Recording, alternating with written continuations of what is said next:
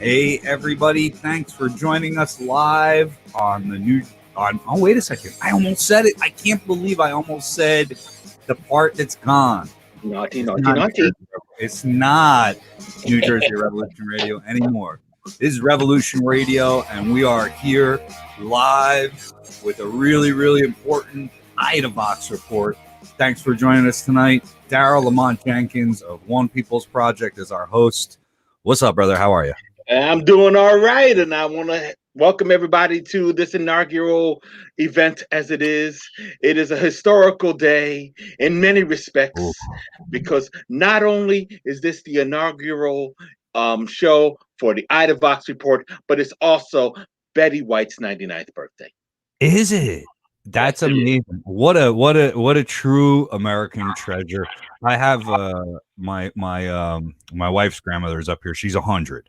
So she's got a year. She's got a year on Betty, but that's Betty is. I just saw her in something too. I just saw her in a. She's still out there. She's still kicking it, indeed.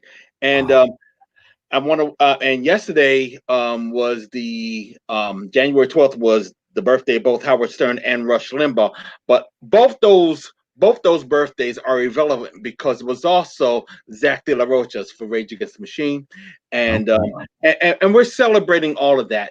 And then there was something that happened today about the president. Something happened to him today, and whatever. I mean, he's always somehow got his face on screens by way of, I don't know. I guess he had a donkey bring a videotape over to somebody at a news channel because that's the only way he can do any outreach to the world.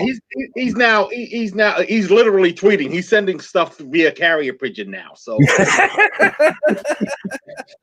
So I mean that's the best he can do. I mean, I think it's really funny how while we're all ticked off about what happened last week, conservatives out there are trying to make themselves out to be the real victims, and because hey, screw all those people that got killed, screw all the insurrection stuff that was going on. They just banned me from Twitter, or they wouldn't let them on the plane.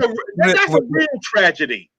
One of the better memes going around is the pictures of people who couldn't get on planes because they're on the terrorist watch list after they supported having a terrorist watch list. You know, so there's a lot of karma going on right now.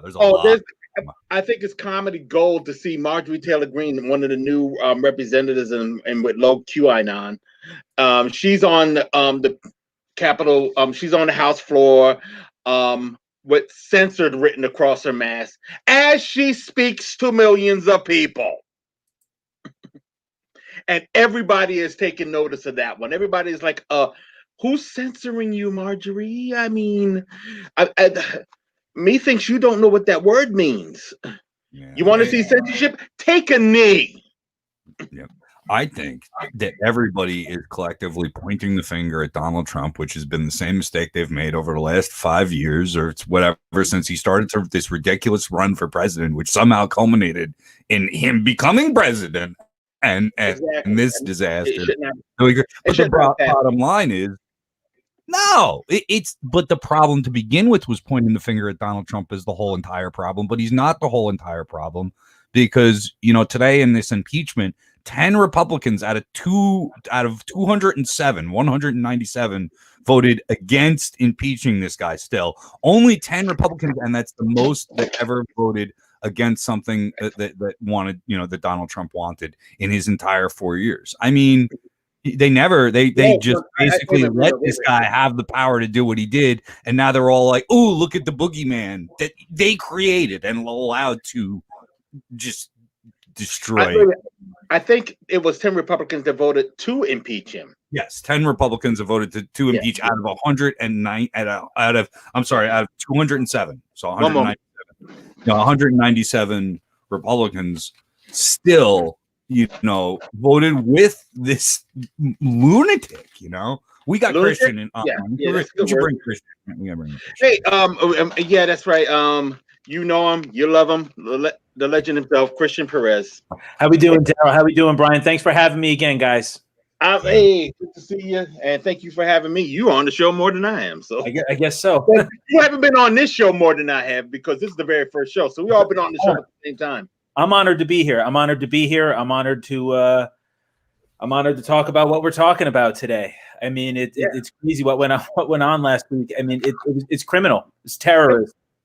Well, it was weird too because it's funny because I was talking with a reporter earlier today. In case you guys haven't heard the news, I am now the father of doxing, according to the Washington Post. Hey, yeah, I would say that. So that has meant a lot of attention coming my way. And not to mention last week helped a lot with that. So I've had reporters talking to me, and I told the reporter today that she asked me whether or not I expected all of this. And honestly, I have to tell you the truth. Yes and no. Yes and no. Because we did expect them to act stupid in front of the Capitol. We could have expected a few fisticuffs here and there and all hell breaking loose outside. We could have, and yes, I did expect some folks to probably end up inside to cause a little trouble, try to probably even storm the House chambers or whatever. And one or two people though, when they recessed, I was watching it live. When they went to recess, I said, okay, they just need to clear out a few protesters and all that. Okay, fine. When it got to the windows being smashed, even that wasn't enough. Although I was saying, you know what, they never really would have gotten that far if it was us. Yeah. But when they started killing people, when people started dying, I was like, oh boy. And when you looked at the crowds and you saw how crazy everything was getting, and then when you saw the pictures of them in the Senate chambers, when you saw that, that's when I said, this is different. Very different. This is different. And what makes me so upset is that I keep telling everybody the Capitol is probably one of the most fortified places. No, not one of the most fortified places in the world.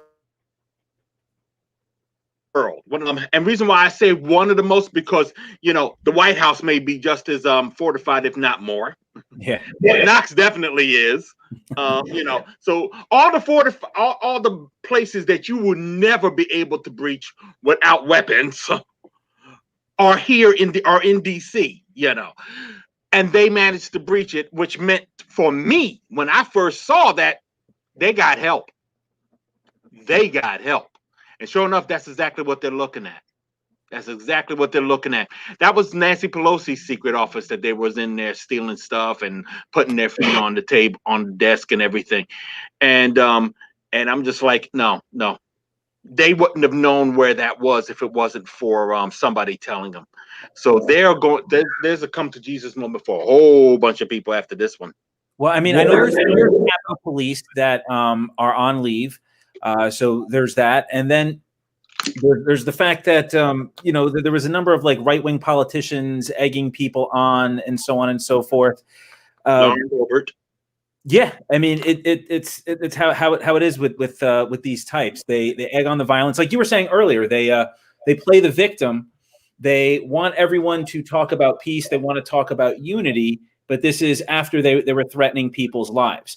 And, just to piggyback on what you were saying before, I was watching CNN before this interview. CNN was reporting that, the FBI is looking into whether or not this was coordinated. Now, obviously it was coordinated, but they're talking about like serious charge. Like, obviously, Brian, obviously it was coordinated, but not spontaneous. They're saying, there are elements in the Republican Party. They're saying that this is spontaneous, and it's like Molotov cocktails, pipe bombs, ropes, that's insane. Zip ties, ladders. It's insane to think there wasn't coordination. It's clearly a planned assault. Indeed. Sorry, Christian. No, but like somebody planned it, and I think, as fans of this show know, but other people need to keep in the back of their heads that if this was Guatemala, if this was Honduras, if this was El Salvador, this is exactly what happened in Bolivia. This is all it took for those countries to have their governments overthrown. A bunch of white supremacists storm a capital. They cause chaos. And who generally stirs that kind of shit up? Well, that's us. I mean, our government. And so when you find ex-military officers, not some fucking grunt Not some dude who's in the trenches learning how to lob grenades, getting ready to eat a bullet because he didn't know what the fuck was going on in the real world. An officer, an Army colonel, or an Air Force colonel. These fucking people with zip ties on and some Republican made out like, oh, people carry around zip ties all the time. Yeah, when they're going to kidnap and murder congressmen, they are. That's what one of the things that that's what they did. One of the excuses they made for that one was, he just picked them up. No one's listening to that side anymore. I love watching a lot of the right wingers get pissed off about how they're not even being listened to. I mean, I just mentioned earlier about how they're being banned from Parler, or rather, Parler's being banned, period. And how they're being banned off of Twitter and everything. And they're saying they're violating freedom of speech. And I'm just like, no one wants to have anything to do with you. And you should be fine with that because you don't want to have anything to do with us. There it is. Why do you keep showing up? Why do we have to keep dealing with you? So I did want to ask you a question. I'm sorry to interrupt you, but I did want to ask you a question about specific groups that were down there. I think that's the important work. And I think, Christian, you touched on what we've touched on a little bit is what the mainstream media is talking about, a little bit of the politics. And what I've been watching with in much frustration, as Daryle has been too. I know I haven't even really talked to him about this, but I know his frustration is this giant sense of I told you so. And at the beginning of the show, Daryle, you've been warning people for 30 years. I said 20 years in the intro only because that's how long One People's Project has actually been established as a nonprofit. But you've really been around for much longer than that, trying to tell people that this is potentially what happens when you allow racist groups to organize. And Christian, you've made a career and somewhat of a career out of and designed classes to warn people that this is what happens when you allow conspiracy theory to flourish. And I, for my part in media, even though I haven't been at it as long as you guys have, I think in either of these areas, since founding this media company, have made it a point to fight anti-vaxxers and conspiracy theory and racism. All of this is us sitting here going, I fucking told you so. And even looking at the media now, right? There's all this finger pointing at Trump. Nobody's looking at themselves. And I think what the big problem and what narcissists tend to do is just point. They're all trying to blame this thing. And we're sitting here doing the same thing. And media is not saying, well, geez, we didn't really report on the rise of white power groups, but Daryle was and Christian was. And so, Daryle, I just your thoughts on, it's just like the I told you so's are just coming up over and over again. That's one of the other reasons why myself and other individuals like Molly Conger and Go Gatsby have been spotlighted in recent articles. That Washington Post article that called me the father of doxing, for example. It's just the thing is we are even beyond the I told you so's. We are even beyond the why didn't you listen to us before when this happened, say, in Charlottesville. Now we're at the point, would you stop ignoring us? Would you stop trying to tell us what they are already? They are when you are doing nothing. It's like now, they're not going to stop. They haven't stopped. They haven't stopped in 30 years. Remember that the militia groups came around about 94 or so, and it was corny then, but we saw what was coming about, courtesy of the fact that in less than a year after, at least I first heard of them, Oklahoma City happened because of those clowns. Well, yeah, actually, if I could just touch on that, Timothy McVeigh was a militiaman. Timothy McVeigh was a white supremacist who was reading the Turner Diaries. Timothy McVeigh wanted to make a career out of the military. The problem was this is pre 9/11. Bill Clinton is president. He couldn't get a job in security. He got into the world of underground conspiracy theories, right? Instead of hating the Soviet Union, which is now gone, he then turned his focus, among other militia types, on the liberal government, the Democratic Party, and so on and so forth. There are reports of him going to Area 51 because he believed in aliens. He believed that Area 51 had stolen alien technology. Now, this is not what they talk about when they talk about Timothy McVeigh, right? The first thing they bring up is the bombing and his white supremacist beliefs. But there was a massive overlap in the Venn diagram of bad ideas. Conspiracy theories and white supremacy go hand in hand. White supremacy itself is a conspiracy theory, among other things. Correct. But conspiracy theories like QAnon, Pizzagate, it's all rooted in anti-Semitism, fears of Jews, fears of the others, fears of outsiders. And we see it being played out now, whether it's Black people, Latinos, Native Americans, or Muslims. Daryle has witnessed it firsthand for 30 years. Yes, and it's crazy because I wasn't the only witness to all of this, or well, in this case, it's probably an instigator. Through the common thread was a guy by the name of Alex Jones. That's when I first started hearing about him. He turned on QAnon today. Huh? He turned on QAnon this week. He turned on QAnon. He turned on QAnon. That's called covering your head. He'll be donating to Chelsea Clinton's campaign before you know it. Yeah, okay. Hey, no, I don't think he'll go that far, but I do know he. Remember when Glenn Beck endorsed her? Remember when Glenn Beck endorsed Hillary Clinton? I mean, stranger things have happened. I mean, I don't know whether or not I would put any stock into anything that they're doing, and so I'm just going to ignore the crap they're doing to basically protect themselves. But I will tell you that when Oklahoma City happened, I started following that crowd a little bit harder. I mean, I was already looking at them, but once that happened, I said, you know what? Enough's enough. I got to see who they are before they actually do start a war. And that's when I found Alex Jones warning people against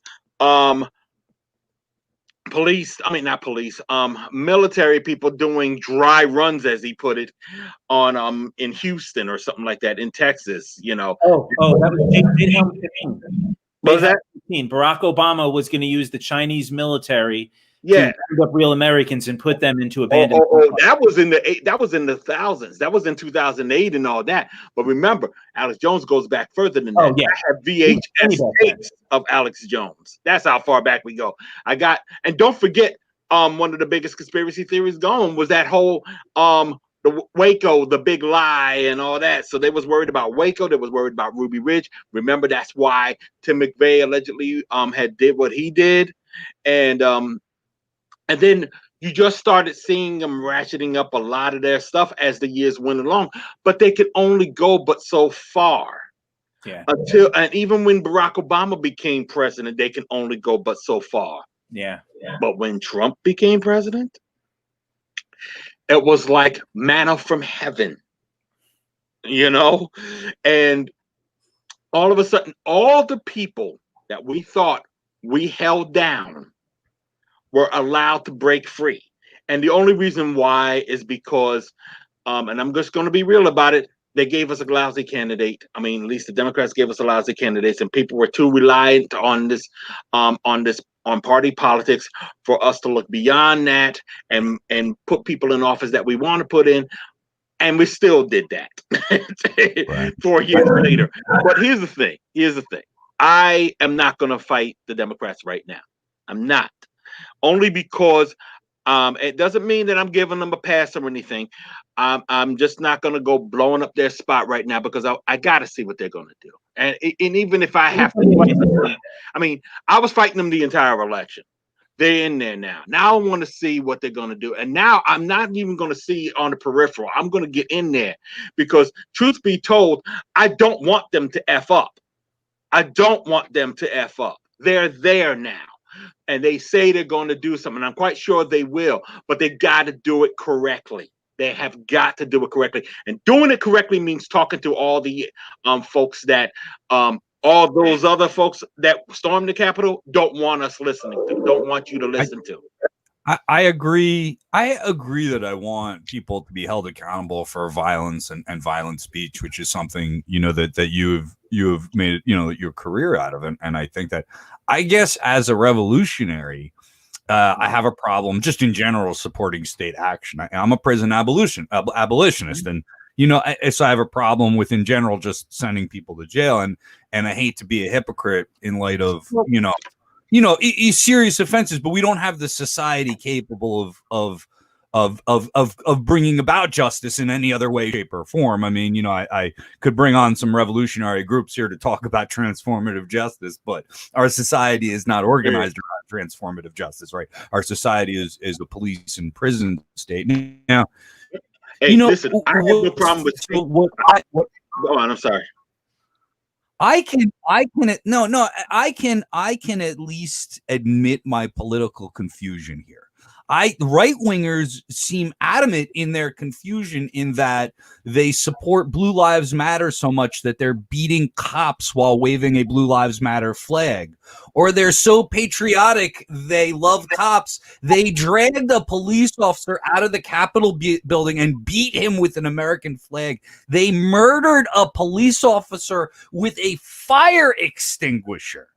And my position, and my political position for years is that these cops could have quit their jobs and never have been in that situation to begin with, because they don't like the state and the private property that they defend. But that doesn't make, I'm not also going to root for white supremacists at the same time.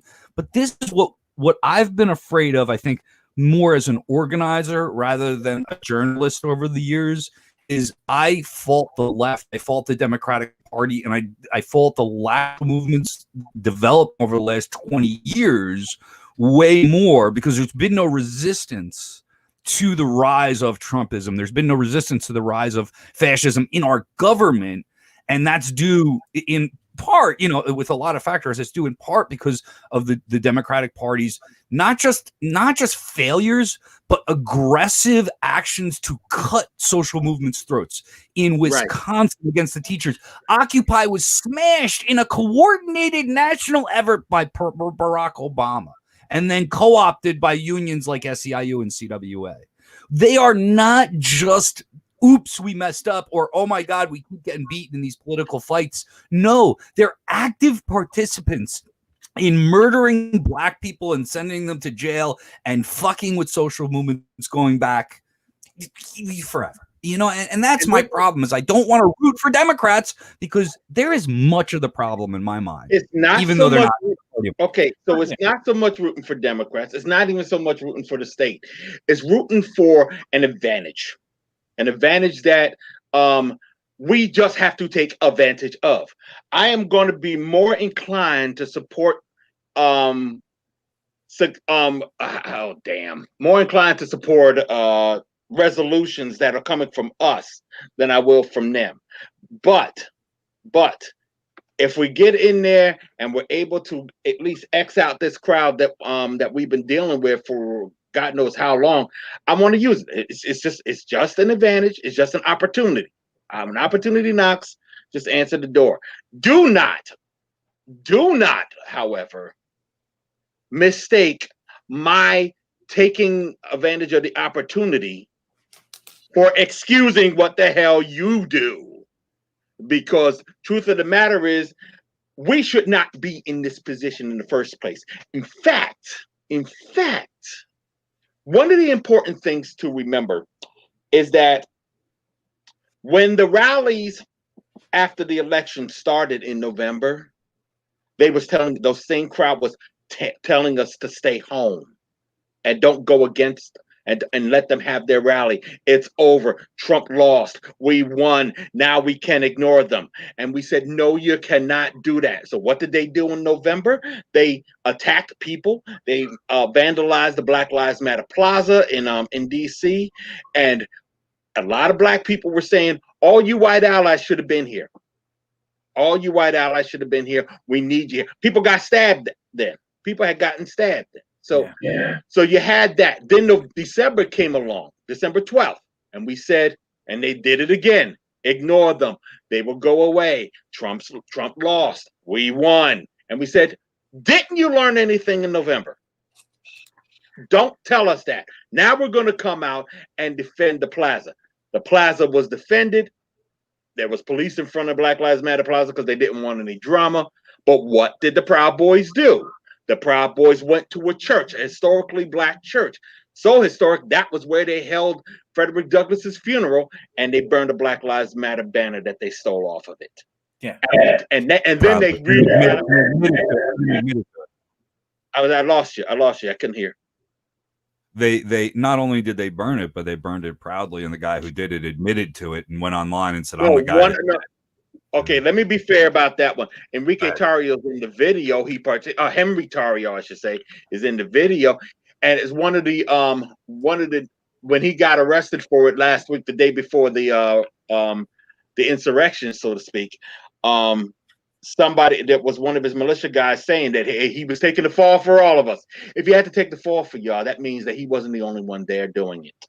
So he wasn't the one he literally was not the one that lit that match. So there's people in that video that was probably there on Wednesday that was involved with that crap. So I mean, so everybody was ticked off, and I want to get to the lead up to January. Lead up to last week. They was doing it again, telling us to stay home and all the nonsense that we are with them. You say who was telling people? Were there like nonprofits getting in the way? Like who was getting in the way of the organizing? Various people. I can see a lot of white organizers. But the thing that irked me is when I posted on Twitter. After all the nonsense on Wednesday, and I said this is why we go out there, they tried it again. Says no, this is the time. I'm glad you stayed home. The only reason why I was home was because I had a doctor's appointment. That's the only reason why I was home. Yeah. And the fact of the matter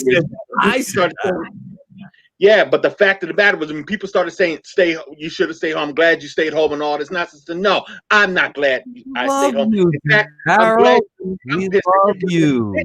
Huh?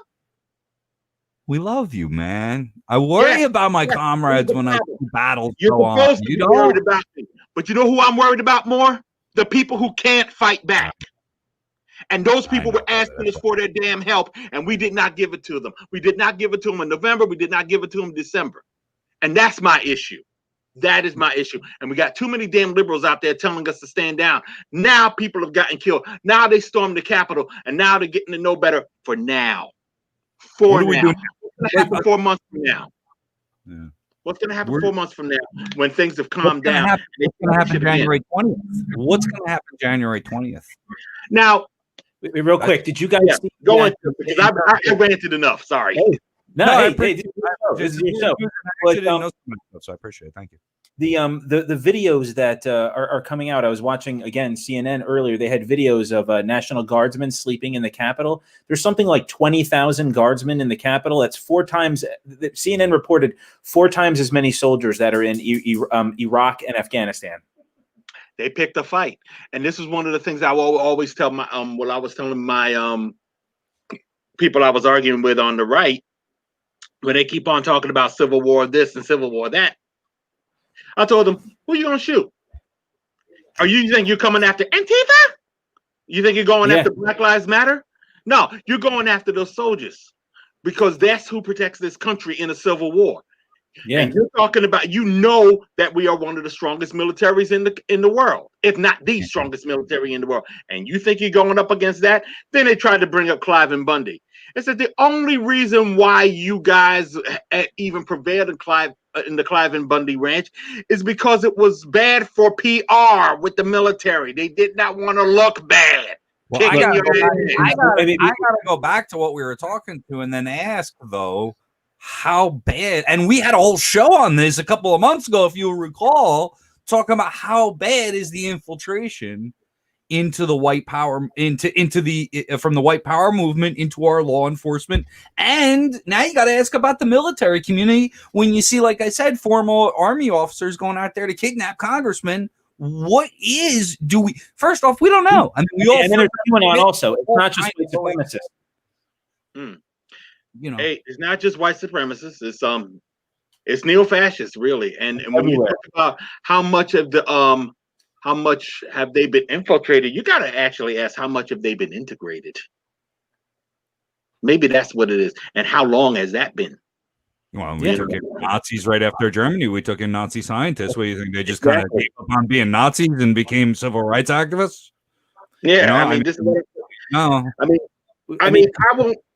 I mean, I think we have to recognize the fact that even though it's against the Uniform Code of Military Justice to be a fascist, and be at least an open fascist, it is. Hey, I was in. I have to just throw that out there. The truth of the matter is, there's a lot of them in the military, and I mean, it's just something. I mean, but then if you really want to be true about it, there's a lot of them everywhere in the world. I mean, they just have guns in the military, but so do I, and I'm not. I mean, I was well. I mean, I was in the military too, and I can say that to me, I saw racism, and I can reflect back and remember it was reflective of the general society, though. It was, racism. The problem is white supremacists and others, these groups, and Christian. When I brought up, like, is it, you're going to have to maybe talk me off the ledge with my own conspiracies about who's screwing around in our law enforcement. He's like, well, it's not conspiracy theory. It's not a conspiracy theory. It's a conspiracy going on. There are how bad is it? They just broke into the Capitol. Christian's trying to come in. Yeah, no, I'm saying, look, there's conspiracy theories, and then there's conspiracies, right? Conspiracies are real. We know that white supremacists, conspiracy theorists, and so on and so forth infiltrate law enforcement, legislative offices, martial arts academies, the wellness industry. All of these things are infiltrated. That's not a conspiracy theory. Conspiracy theories think that there's a boogeyman behind every corner, that all of history is driven by conspiracy, that there are puppet masters pulling strings, when in reality it's just capitalism and business as usual, right? So there is no conspiracy theory. The conspiracy theories talk about Bigfoot, UFOs, and lizard people. I always got to talk about the lizard people. This is reality. Even the lizard people, they're among us, man. Yeah, the lizard people are here. In fact, I'm a lizard. There you go. You got to have the right sunglasses. I had some clip-ons but they're downstairs in the car. Yeah. But just talk about what you said before. Like these are people that wanted to talk about Civil War.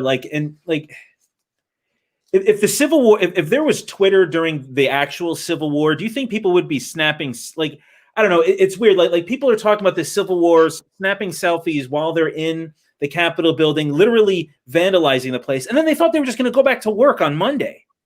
Right? That's because they have the next day. Like it's just like it's so weird. Like how like you talked about these people saying they're being censored while they're while they're in Congress giving speeches. It's that same like that aloofness, that cognitive dissonance, this idea that this is a civil war, but only for about 48 hours, and then I got to go to the nail salon, and it's like what did you think was going to happen? Like what? I don't nothing.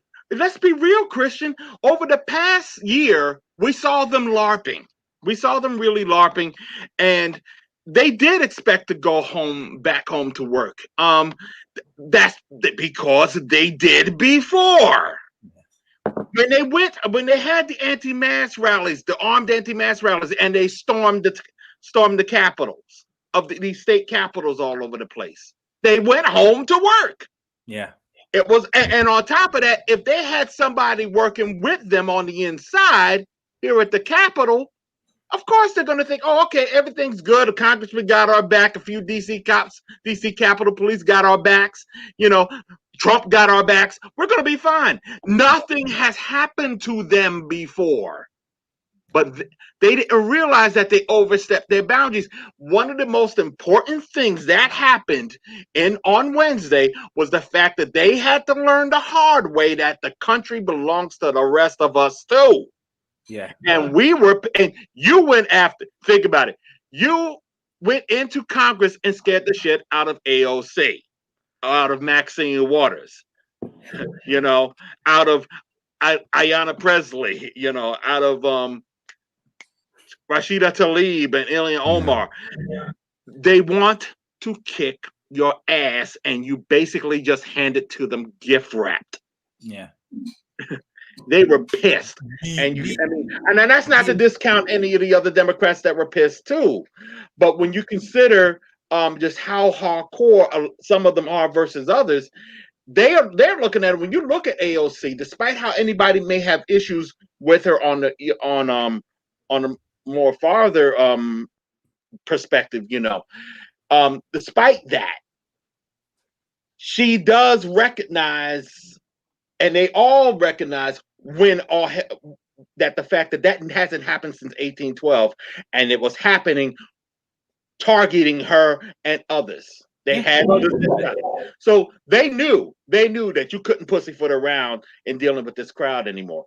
Yeah. I mean, one of the things Mary I saw Garland did either you see the president's little videotape statement before we came on? It was released just before we came on live around 6:30. I haven't gotten a chance to see it. If you want to put it up, it's tremendous. Well, like anything else he's ever done, it's tremendously insane. He doesn't admit fault at all, and doesn't even concede loss to Joe Biden. And I mean, really doesn't. You know, he remains Donald Trump, which is bizarre at this point, to say the least. But one of the things he says is this complete lack of reality, which Trumpers really do embrace, is just whatever Donald says is truth. It really doesn't matter whether it's the truth or whether it conflicts with what he said in the past.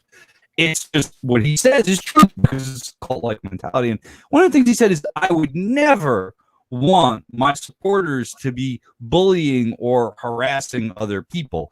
And when I think about a Trump supporter, I think about somebody that constantly bullies and harasses people. I can't think of another type of Trump supporter. You know, what's that? I'm sorry. Did you see that manatee that had somebody scratch Trump into? Where the hell did that happen? Was that real? I still could not get that. Was that real? That was real. That was real. I could not get that one. I mean, seriously. I mean, what the fuck did somebody carve? What happened here? I'm going to quote my father, the great Hector Perez, and he would just look at me and say, Christian, some people are just assholes. Some people are just assholes, but that's just a whole new level. Yeah. Yeah, that's a whole level. Selfish assholery, you know. Yeah. Trump, it's too little, too late, always. He cares about himself. I mean, we see with the rally last week, he gets everybody riled up, and then he gets in his car, and then he goes home. He gets in a limo, and then he goes home. Yeah. Then there was COVID rally. Yeah, he told him I'm going to go with you. Every time he plays these people out, this is the second time where he's like, "Yeah, all right, bye, see you later," and just every time they fall for it. And right, I would say to them, he gives them what they want. He tells them what they want. I would say that, and I always say this: this is still bigger than Trump.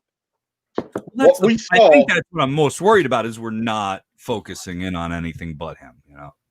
Well, no. I mean, I think that's what the mainstreamers will probably do. But everybody goes back to the fact that we've been trying to warn people about this crowd long before Trump, you know, and that crowd is still going to be there after Trump, still trying to pull stunts like this. I will say maybe things will tone down a bit because there'll be some pushback. But that might just be in the immediate. I mean, we have to remain, not only just wait and see, we have to ensure ourselves. We have to still be out there. Antifa's going to be out there making sure that we know everybody and everything that moves in that direction. So that's not going to be an issue. Now, for us, I should say. Now, I find it interesting. We talked about Tim McVeigh a couple of minutes ago. I find it interesting that Merrick Garland, who prosecuted Tim McVeigh, is going to be the next attorney general.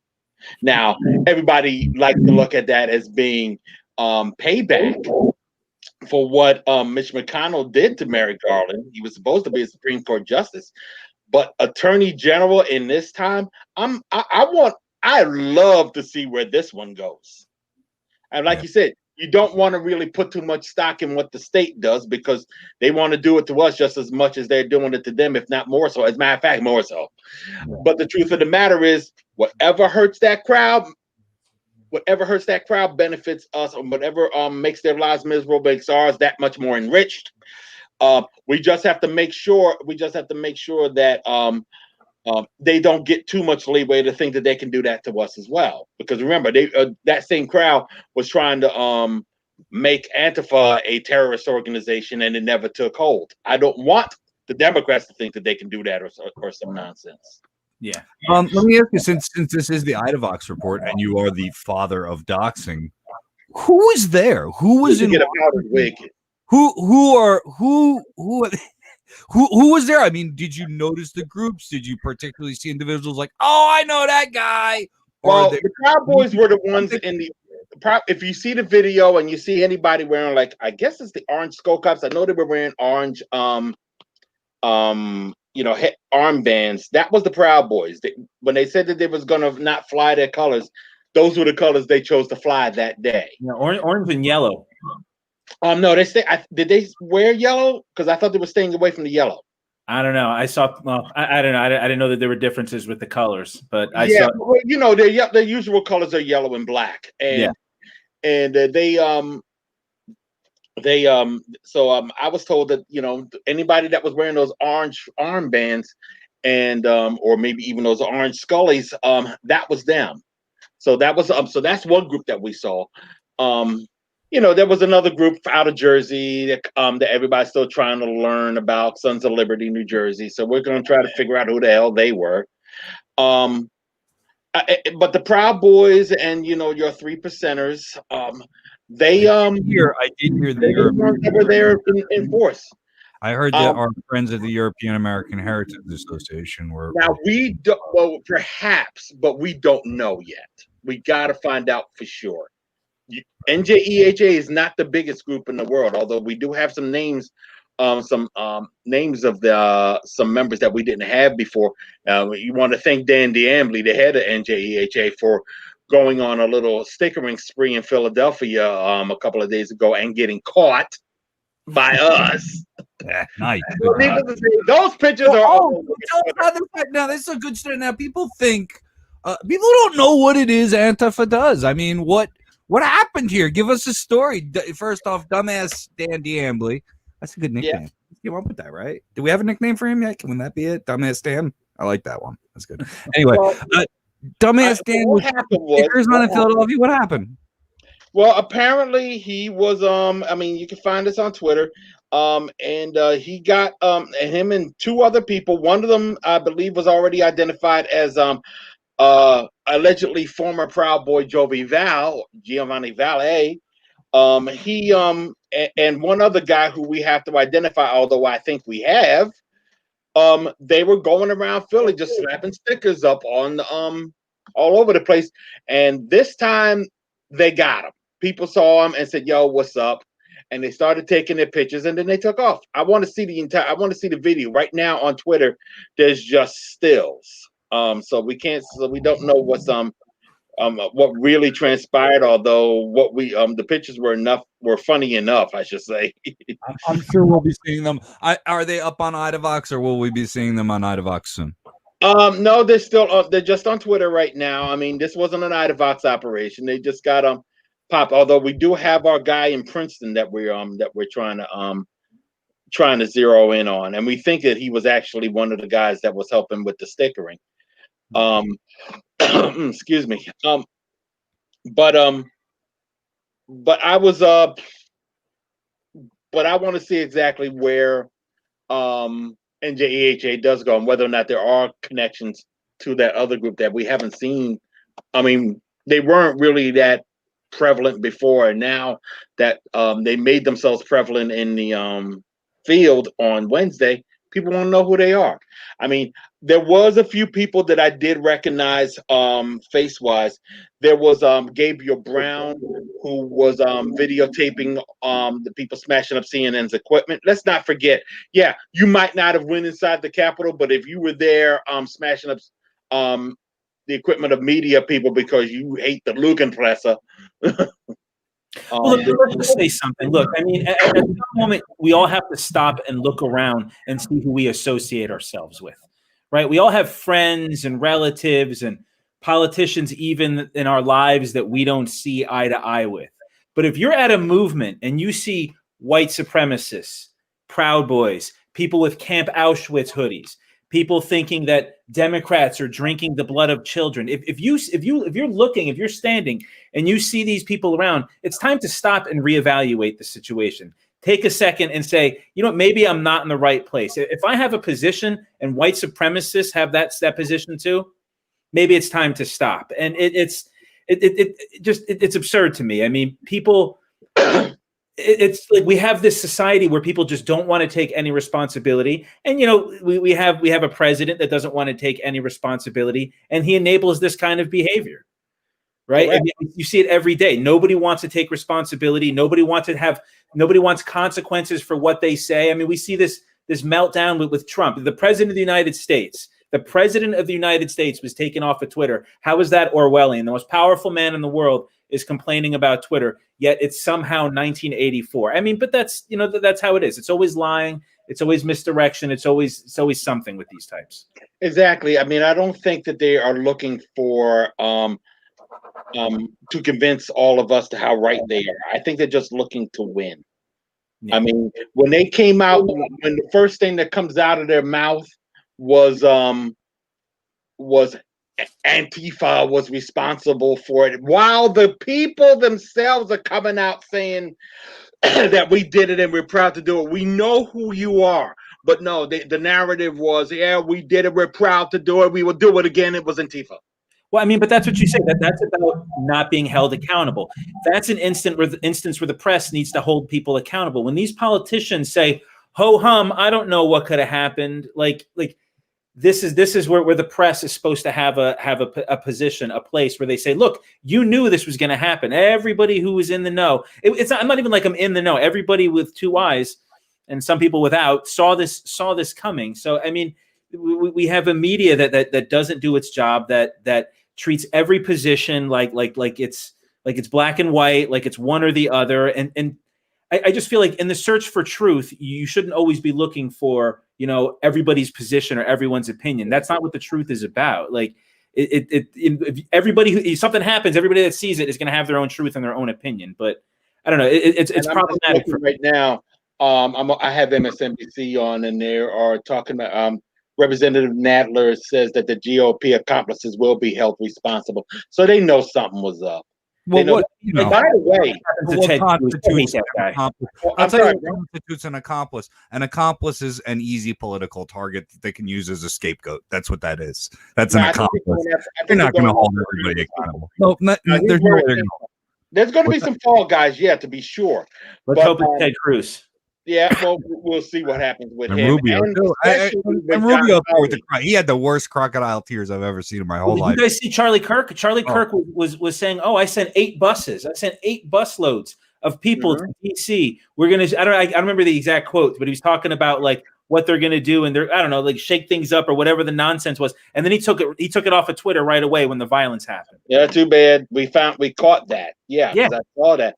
Wow. Charlie Kirk. I actually the way I first came across Charlie Kirk was actually meeting the guy. Oh, I mean, he was at. It's so funny too because it's crazy the juxtaposition. 2016 RNC in Cleveland. Now, neo-Nazis had the run of the place outside in public square. They was doing one rally after another on the public square in Cleveland during the convention.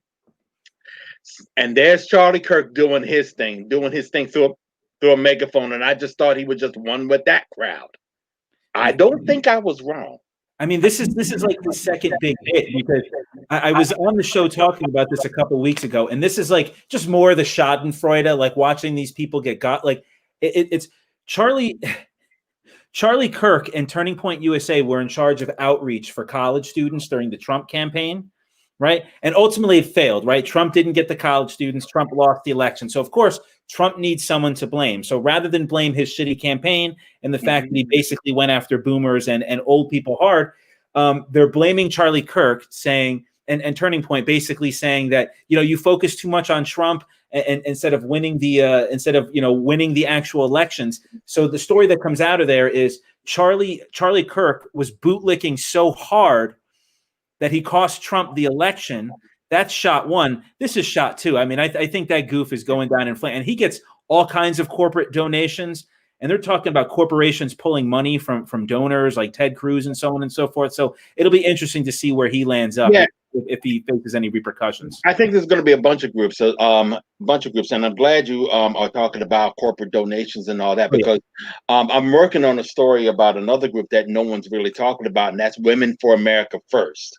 Now, it's a dark money organization. It's a 501c4, and it is the group that was responsible for all 3 rallies in the past few months. Was responsible for the rally in November that escalated, that became violent later on that evening. Responsible for the rally in December that became violent later on that evening, and it gave us the rally this time. They were the ones that had the permit for the rally at Freedom Plaza, where you hear Donald Trump telling people, "I will march with you." Don't you need weakness? I mean, you need strength. You do this with strength, and you got Giuliani for the second time instigating a riot in his career, quoting with the trial by combat routine. So, and you had one other person that we haven't brought. So, I just want to say right quick, we need to start looking at Women for America First, because I mean, you're talking about, this was founded by a woman that was that got her start in the Tea Party. Her name is Amy Kremer. Her and her daughter Kylie Kremer have are the ones that are putting together Women for America First, and basically there's another guy that really likes to spearhead a lot of these organizations by the name of Dan Backer that is putting together these kinds of groups. But the fact that we keep on running into these kinds of problems with this particular group says that they need to be looked into. So we're going to write a story about them. Incidentally, also on the mic, on stage, speaking as a dude named Ali Alexander. Yeah. Now, apparently he's hiding right now. No, he just got arrested, I think. Did he get arrested? Because he got arrested today or yesterday. Okay, because I was under the impression that he actually is still in hiding. They don't know where he is right now, but we can check that out. I met this guy, and it's important to know where I met him. Under the name Ali Akbar at the time. Ah, there it is. He was he with Lucian Wintrich, another classical knucklehead, who was a part of this so-called alt-right, and he started something called Twinks for Trump back in 2016. That's when I met Ali Alexander.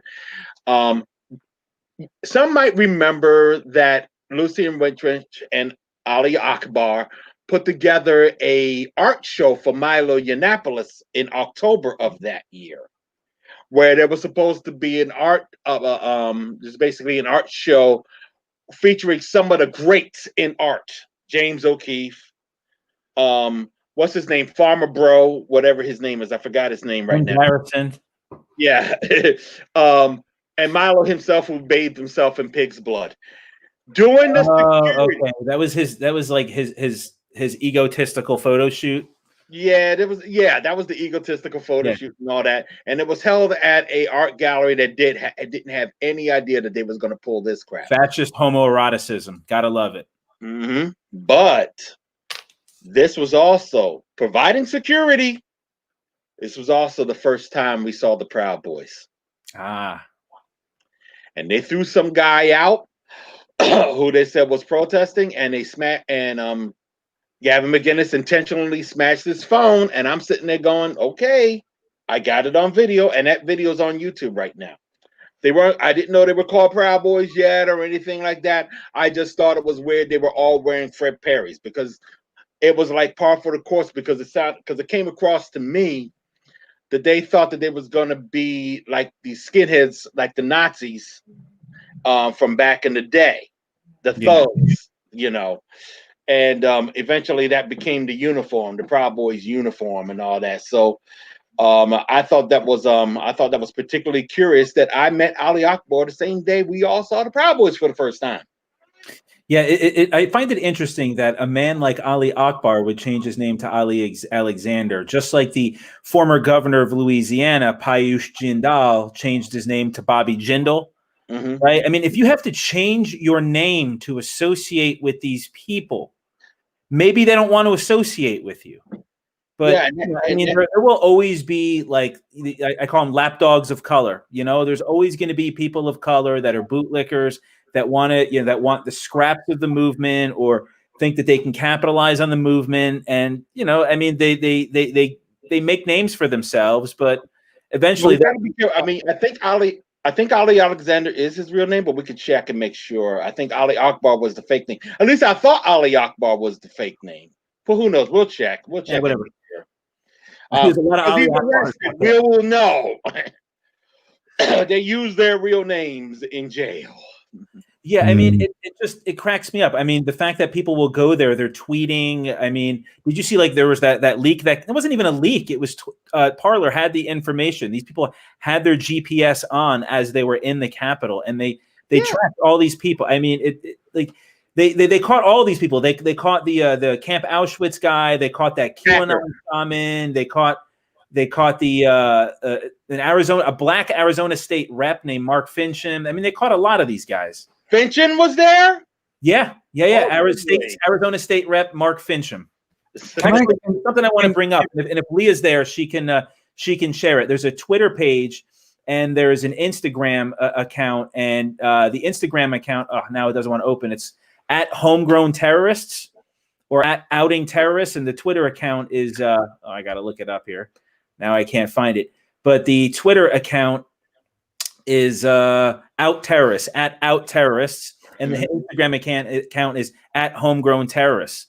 So, here they are. There they are at the bottom. You can click on that, and what it is, they're online archives. It's these people putting together videos and pictures of the Capitol rioters, and it's outing them. It's naming them who they are, and it's organizing all of them. So it's very much.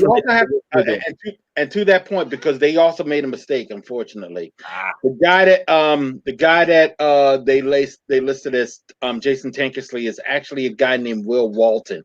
Neither Jason Tankersley or another guy they identified as Matthew Heimbach. Neither of them were there. Okay. Jason Tankersley and Matthew Heimbach, for those who don't know, are neo-Nazis. Although Jason Tankersley might have gotten out of it and is now just a libertarian. I mean, but he wasn't the guy that people keep taking pictures of. I mean, keep passing around as being the guy with the long hair and neck beard and the hoodie. That's not him. Once the white Will Walton is in jail now too. Daryle, I wanted to ask you because we're going forward into a little bit of uncertainty. I gotta admit, I don't really have a good beat. I like to think of myself, and I see you as a guy that can see what's coming because we can relate current events to history, and I think those of us that have studied history somewhat have that ability. But I think any of us to assume we know what's going to happen in the coming weeks and months and years would be pretty arrogant of us because this is unprecedented stuff. But let me ask you, just kind of. Best case, worst case, and what do you think is likely to happen over maybe like the next year? And what are you worried about? I mean, I know I've got some worries, and what are you hopeful for? Well, I'm hopeful for that we will fight back against this nonsense and win. We will win. I don't have a problem. I don't have a problem saying that without any hesitation. I think it's really just a matter of how much we are going to be hurt before it's done.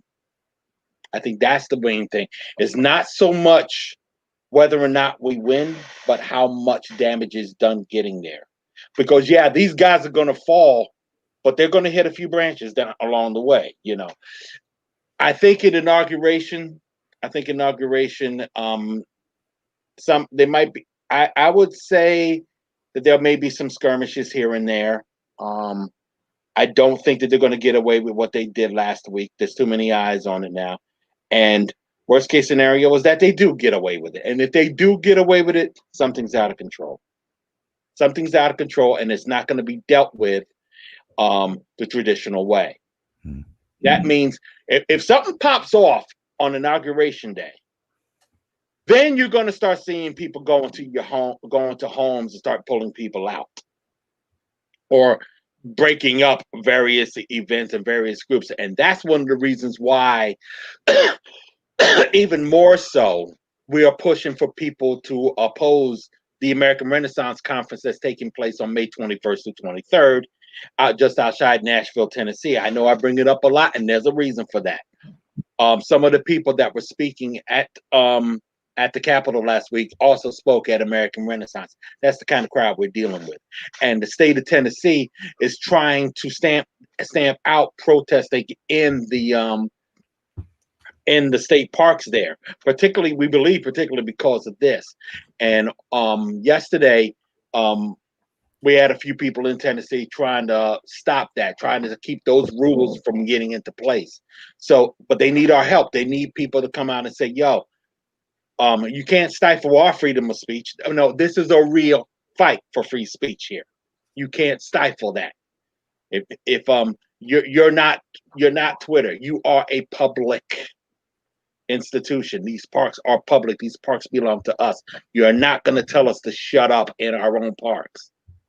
Bad enough you have neo-Nazis coming from all over the country and all over the world to come together and coordinate on how to shut us up, how to take away our freedoms. You're not going to help them.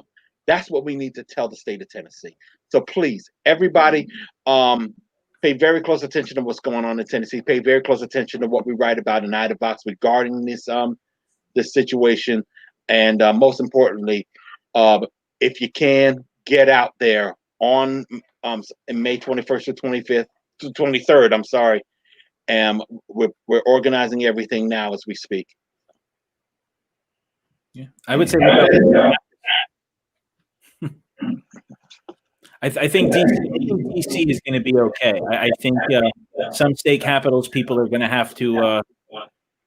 I think people are going to have to keep an eye out in certain states. What we saw in Michigan could very well happen again in a number of other states.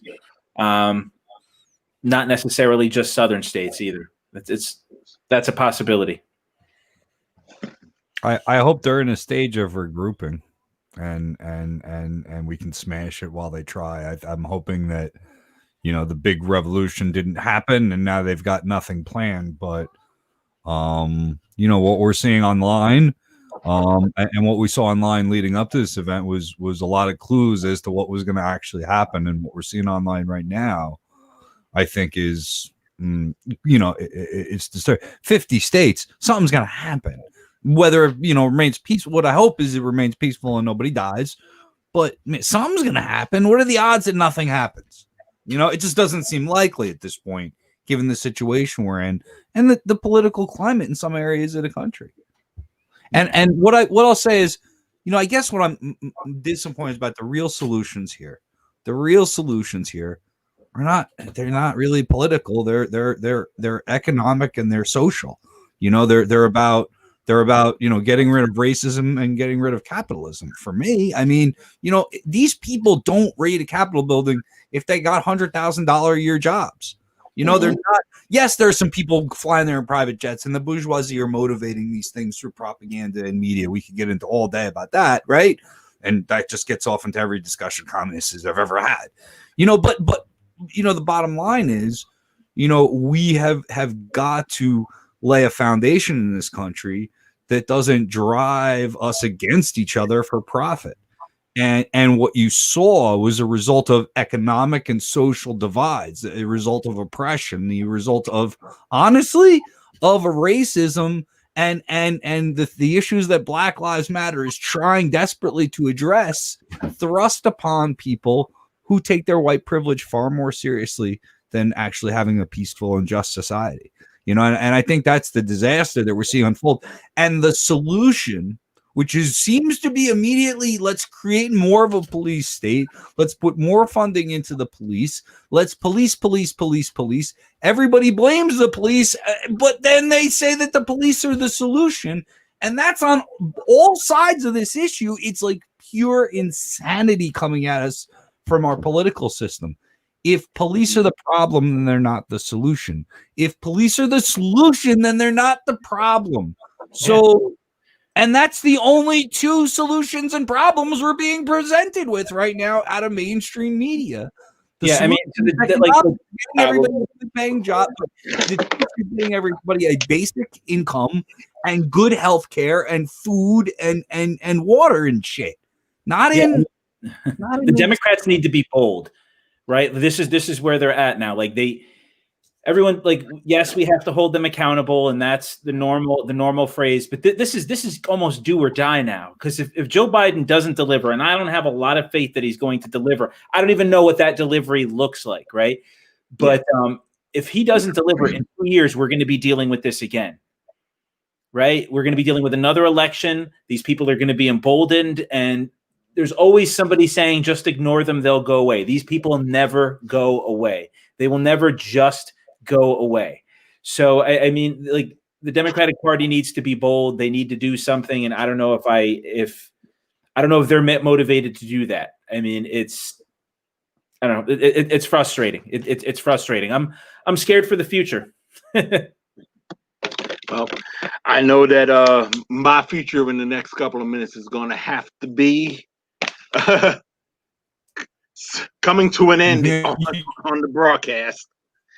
I don't want to stay on. All right. Hey, let's I appreciate it. I guess we should get our plug, and I want to plug Revolution Radio, the new national network. And right as soon as we finish doing our plugs and we close out, everybody's going to see the premiere of our new full-length commercial. So I'm really excited. Stick around. We did some cool things with graphics and neat little noises that I like to play with. You know, I'm like sitting behind the scenes doing my mad scientist thing, and this is my creation. So thanks for supporting us. We're going to be having Idavox reports, other special reports, other stories, live programs. So please check us out. The website is still www.njrevolutionradio.com. That will be changing soon, but all our Twitter handles and everything is now at RevRadNat. That's at RevRadNat, like in Revolution Radio National. So check us out.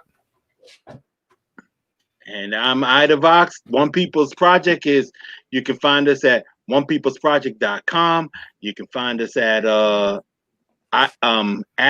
One People's PROJ on Twitter. Idavox is, of course, idavox.com or Idavox OPP on Twitter. You can find me on Twitter at Lamont-Jenkins. That's also my Instagram handle. And I want to thank everybody who are just coming on board, just getting to know me, and basically contributing to One People's Project over the past couple of days. It's going to go a long way to fighting this fight that we have coming up, and basically making sure that we do in fact win. We are going to win. So God bless y'all. Thank you. Okay.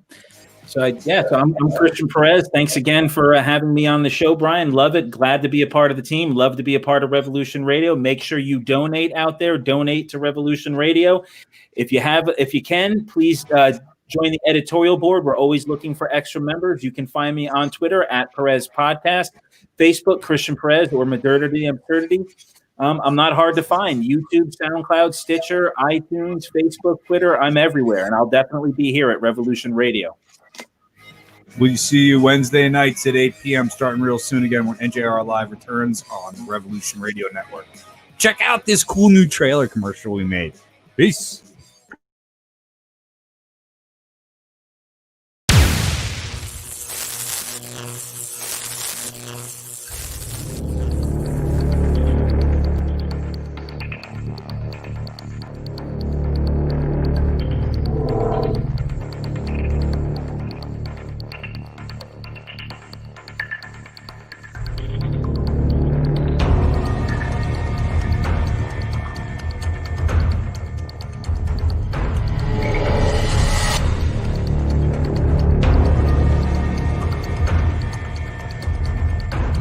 Thrown against a car, handcuffed, and that's what happened last night. The police kicked in the door, shot him twice in the chest, and he died.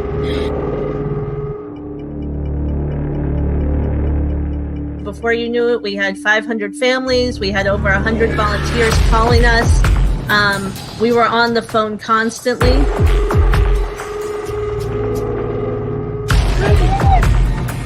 I can't get it, and I got one police department telling me they don't know who's in charge. I got another police department here. Everybody's got a gun, and nobody knows who's in charge. Did anybody figure out who's in charge yet? Is there anybody in charge here? Any police officer in charge?